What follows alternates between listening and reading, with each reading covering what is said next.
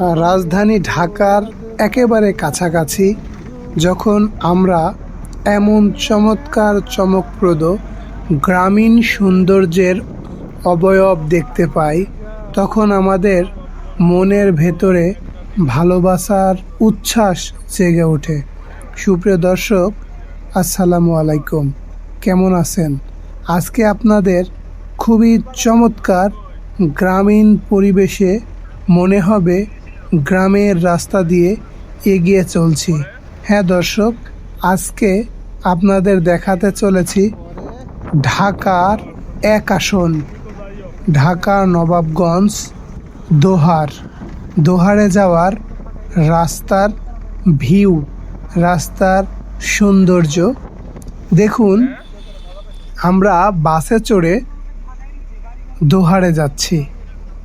আমি যে কারণে আপনাদের সামনে ভিডিওটি করছি সেটা হলো, আমরা কিন্তু ঢাকার ভেতরে আছি, কিন্তু কেউ দেখলে বলবে না এটা ঢাকা শহর। এত চমৎকার রাস্তার দুপাশের গাছগুলো যেন পুরো রাস্তাটাকে আচ্ছাদিত করে ফেলেছে। দেখেন, এইখানে একটু তাকান, দুই পাশের গাছগুলো কিভাবে রাস্তাটিকে আচ্ছাদিত করে ফেলেছে, পুরো রাস্তাকে একটা অবয়ব করে ফেলেছে। রাস্তাকে নিজের অন্তরালে, নিজেদের মায়াজালে গাছগুলো জড়িয়ে নিয়েছে।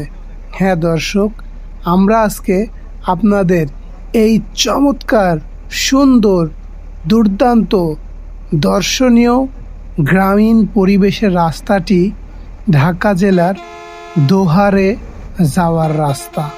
আমরা বাসে চড়ে দোহার যাচ্ছি। দোহার যাওয়ার জন্য যে বাসে উঠেছি সে বাসটা জয়পাড়া বাস, এবং এই বাসে যখন এই রাস্তা দিয়ে চলছি, এক অন্যরকম ভালো লাগার সৃষ্টি হচ্ছে মনের ভেতরে।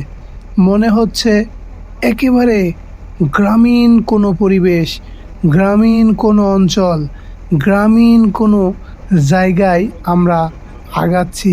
হতে পারে সাজেক, কিংবা রাঙামাটি, কিংবা পার্বতীপুর, এরকম।